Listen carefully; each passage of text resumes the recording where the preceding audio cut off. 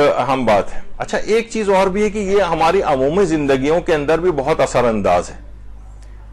لڑکے اور لڑکیوں کی شادیوں کے لیے اور ان کا بخت کھولنے کے لیے، یعنی ایران میں بھی اس کو بخت کہا جاتا ہے، بخت کھولنا یا ان کی شادیوں کا جو مسئلہ ہے، ظاہر ہے کہ بہت بڑا مسئلہ تو ہے، اور صرف یہی مسئلہ نہیں ہے، ہر جگہ تقریباً یہ والے مسائل جو ہیں وہ پائے جاتے ہیں.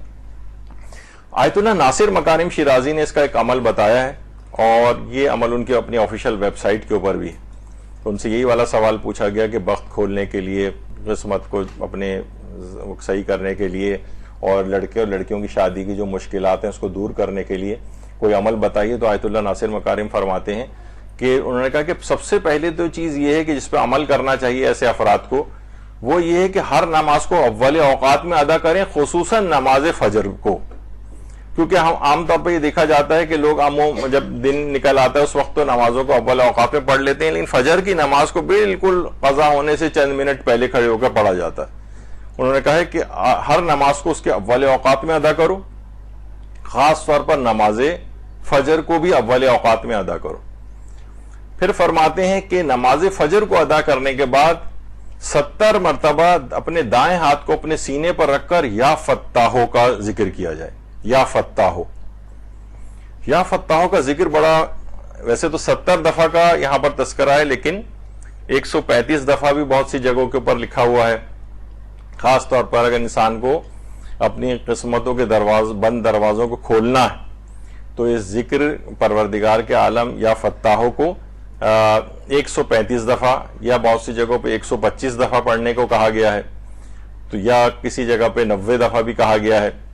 تو بہرحال جو آیت اللہ ناصر مکارم شیرازی نے جو لکھا ہے کہ نماز فجر کے بعد اپنے دائیں ہاتھ کو سینے پر رکھا جائے اور 70 دفعہ یا فتاحو پڑھا جائے، اس کے بعد 110 دفعہ درود پڑھا جائے، 110 دفعہ درود.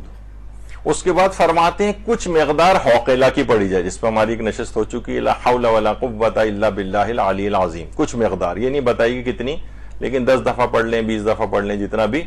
اس کے بعد کہا کہ کچھ مقدار میں صدقہ دیں، اور اس کے بعد اپنی حاجت کو اللہ سے طلب فرمائے، تو انشاءاللہ بہت ہی جلد قسمت کے بند دروازے کھل جاتے ہیں اور شادیوں کے مسئلے بھی حل ہو جاتے ہیں. یعنی میں پھر اس کو ذکر کر دوں کہ پہلے تو نمازوں کو اول اوقات میں ادا کریں، خاص طور پر نماز فجر کو. پھر نماز فجر پڑھنے کے بعد دائیں ہاتھ کو سینے پر رکھ کر 70 دفعہ یا فتاحو. یا فتاحو کو کہا جاتا ہے کہ یہ غفلت کو دور کرنے والا بھی ذکر ہے. یعنی انسان بعض اوقات عمومی زندگی، اپنی عام زندگی میں ذرا غافل ہو جاتا ہے، غفلت کو بھی دور کرتا ہے. اور یا فتاحو کو کہا جاتا ہے کہ 2 رکعت نماز پڑھنے کے بعد اور 150 دفعہ یا فتاحو کو اگر پڑھا جائے تو بہت سے مخفی جو امور ہے نا وہ آپ پر ظاہر ہو جاتے ہیں، بہت سی پوشیدہ باتوں کا اظہار ہو جاتا ہے. تو بہرحال یا فتاحو کو انہوں نے کہا ہے کہ یہ 70 دفعہ دائیں ہاتھ کو سینے پر رکھ کر پڑھا جائے، اس کے بعد 110 دفعہ درود، کچھ مقدار حوقلہ کی، اور اس کے بعد صدقہ دیا جائے، اور صدقہ دینے کے بعد اپنی حاجت کو اللہ سے طلب کیا جائے. تو انشاءاللہ بہت ہی جلد اس کے اثرات نمودار ہوتے ہیں. تو اس کے اندر بھی ایک اہم رول جو ہے 110 دفعہ درود کا ہے، جو انسان کے قسمتوں کے بند تالوں کو کھول دیتا ہے.